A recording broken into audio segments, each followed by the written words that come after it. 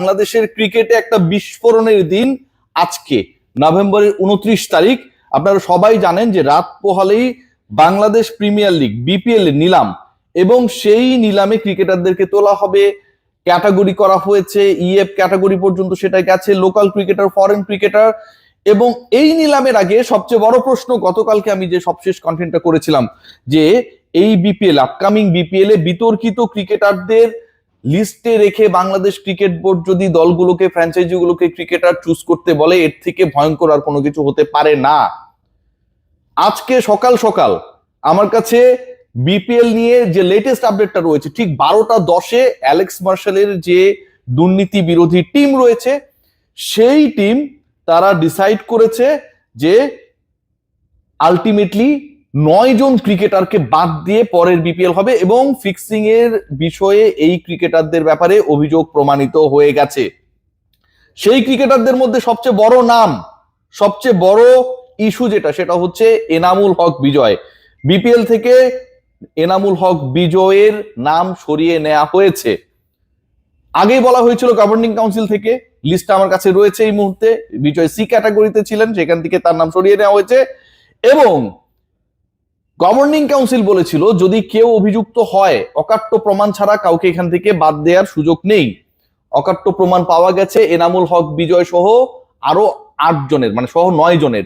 Total নাম্বারটা হচ্ছে 9 জন। এই 9 জন ক্রিকেটারের মধ্যে এনামুল বিজয়, যিনি রাজশাহীর হয়ে খেলেছিলেন, যাকে নিয়ে অনেক ধরনের দুর্নীতির গন্ধ পেয়েছিল, ফিক্সিং এর গন্ধ ছিল, অনেকেই বলছিলেন তিনি মেইন এজেন্ট হিসেবে কাজ করেন, বাংলাদেশি ক্রিকেটারদেরকে নষ্ট করার ক্ষেত্রে এনামুল হক বিজয়ের একটা বড় রোল ছিল ইয়ার্স আফটার ইয়ার্স।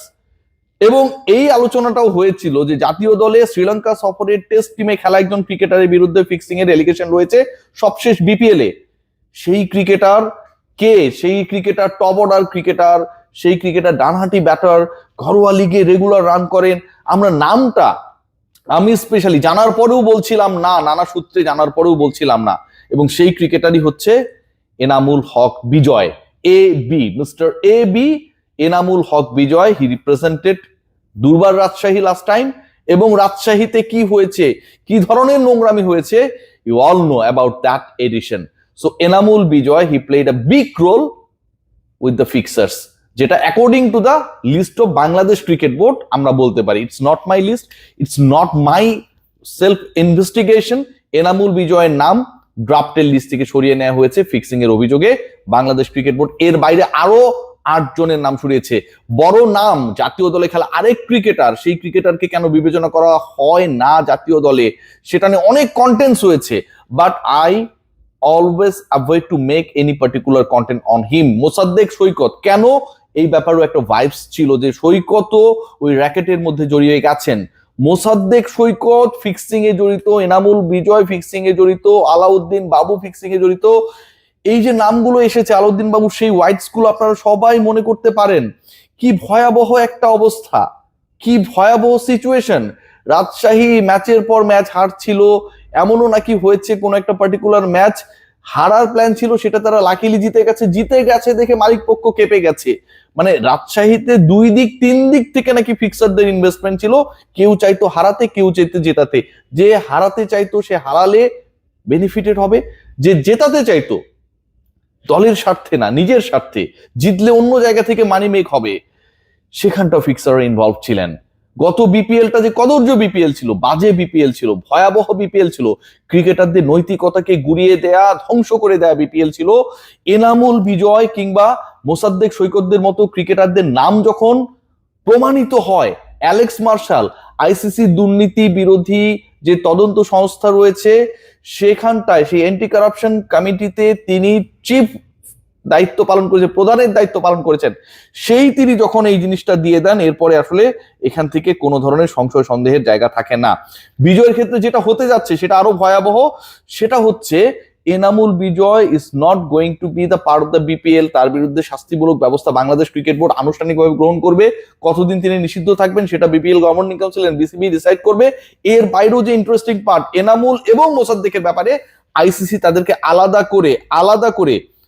তাদেরকে আলাদা করে শাস্তির সম্মুখীন করবেন, এবং সেই শাস্তির ডিসিশনটাও যেহেতু Bangladesh cricket board already investigation করেছে, এবং আইসিসি দুর্নীতি বিরোধী সংস্থা যেটা অ্যালেক্স মার্শাল যেটার প্রধান ছিলেন তিনি এটার সাথে জড়িয়ে গেছেন। সো এখানটায় আর কোনো ধরনের সংশয়ের জায়গা থাকছে না। ইন্টারেস্টিং পার্ট যেটা, যে এনামুল বিজয়, মোসাদ্দেক সৈকত, এই যে এদেরকে তালিকা থেকে সরিয়ে নেওয়া হলো, এর বাইরেও একটা সিগনিফিকেন্ট ঘটনা ঘটতে যাচ্ছে আপকামিং বিপিএল এ। এবং সেই সিগনিফিকেন্ট ঘটনাটা আপনাদের সাথে যদি শেয়ার করি, এটাও আটকে ওঠার মতো। অনেকেই রয়েছেন ম্যানেজমেন্টের সাথে জড়িত, দল পরিচালনার সাথে জড়িত, মিডিয়া ম্যানেজার হিসেবে কাজ করেছেন বিভিন্ন দলগুলোতে। মানে ওই দলগুলোর মিডিয়া ম্যানেজারশিপ নেওয়া যেন একটা হচ্ছে স্বর্গে এক পা দেওয়ার মতো অবস্থা। অনেক দল আমাকে অনেক সময় অ্যাপ্রোচ করেছে, রিয়াসাত ভাই আমাদের সাথে থাকেন না, কেন থাকতে বলে, আই নো দোজ ইস্যুস। আমাকে নিয়ে আপনারা অনেক বিতর্ক করতে পারেন, গালি দিতে পারেন, এন্ড অফ দ্য ডে আমার ইন্টিগ্রিটি, সততা নিয়ে এরকম অন্যায়ের বিরুদ্ধে আমি দাঁড়াবো না, সেই বিষয় নিয়ে প্রশ্ন তোলার সুযোগ পৃথিবীর কারণে আমার শত্রুরও নেই, সেই সুযোগটা তারা পাবে না। সো এই গত বিপিএল এর মিডিয়া ম্যানেজারশিপের সাথে যারা জড়িত ছিল, সেখান থেকে অন্তত নাকি দুজনের নাম আসছে।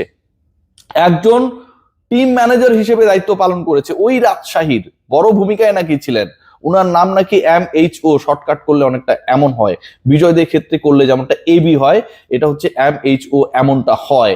এবং সেখানটায়ও ওই পার্টিকুলার ক্যারেক্টার আলটিমেটলি এবারের আসর থেকে বাদ পড়ে যাচ্ছেন, তাকে কোনোভাবেই রাখা হবে না। বিপিএল এ কি ধরনের নোংরামি হয়েছিল সেটা প্রমাণিত হয়ে গেল। এনামুল বিজয়, যিনি সেঞ্চুরির 50 করেছেন স্বীকৃত ক্রিকেটে, সেই এনামুল বিজয় অবশেষে ফেঁসে গেলেন। কিভাবে ফেঁসেছেন জানেন? যেটা শোনা কথা, এনামুল বিজয় এবং তার দলের একজন গুরুত্বপূর্ণ ম্যানেজমেন্টের কর্তা ওয়াশরুমের বাইরে আলোচনা করছিলেন যে এটা এভাবে আমরা করব, এভাবে করলে এভাবে বেনিফিট হবে, শোনা কথা, আবারও বলছি। এবং ওয়াশরুমের ভেতরের গল্প, যেটা আমি অনেকবার বলেছি, ওয়াশরুমের ভেতরে ছিলেন একজন ক্রিকেটার, তার নামের আদ্যক্ষর এম দিয়ে, এবং সেই ক্রিকেটার পুরো ঘটনাটা শুনে ফেলেন। একই দলের ক্রিকেটার, রাজশাহীর ক্রিকেটার পুরো ঘটনাটা শুনে ফেলেন। তৎক্ষণাৎ বিপিএল এ যে তদন্ত কমিটি কাজ করছিল, আকসুর একটা লোকাল ইউনিট, বাংলাদেশের একটা ইউনিট, দুর্নীতি দমন কমিশন, ওটা কাজ করে, তাদেরকে জানানো হয়, স্টেটমেন্ট নেওয়া হয়। পরবর্তীতে এই কমিটির উপরে আরেকটা গুরুত্বপূর্ণ কমিটি করেন তৎকালীন প্রেসিডেন্ট ফারুক আহমেদ, ফারুক ভাইকে এটার জন্য ধন্যবাদ দিতেই হয়। ফারুক ভাই, আসসালামু আলাইকুম। এবং সেই কমিটি, 3 সদস্যের কমিটির 900 পৃষ্ঠার রিপোর্ট, এভিডেন্স রিভিউ করেন অ্যালেক্স মার্শাল। ফাইনালি এনামুল বিজয়, মোসাদ্দেক হোসেন সৈকতদের মতো বাংলাদেশের নামী ক্রিকেটাররা কট খেয়ে গেলেন। তারা তো আর লোকাল ক্রিকেট খেলতেই পারবেন না, যেহেতু এরকম একটা ভয়াবহ অভিযোগে অভিযুক্ত হয়ে তারা বাদ পড়ে গেলেন। ইন্টারন্যাশনাল ক্রিকেট খেলারও তাদের সম্ভাবনা আগেই নষ্ট হয়ে গেছে, সেটা থাকছে না।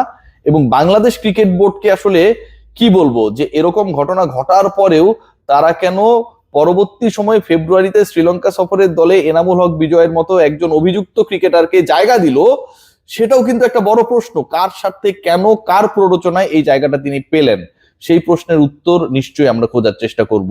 আপাতত আপডেট, মোসাদ্দেক সৈকত বাংলাদেশের one of the best cricketer, আবাহনীর হয়ে দীর্ঘ সময় সার্ভিস দিয়েছেন, ক্যাপ্টেন্সি করেছেন, মাশরাফি বিন মুর্তজা নিজে ক্যাপ্টেন্সি না করে সৈকতকে দিয়ে করিয়েছেন। সেই সৈকত, এনামুল হক বিজয় অসীম সম্ভাবনাময় একজন ক্রিকেটার ছিলেন, নিজেকে নষ্ট করেছেন, অন্যদের ক্ষেত্রে কি করেছেন আমি জানি না।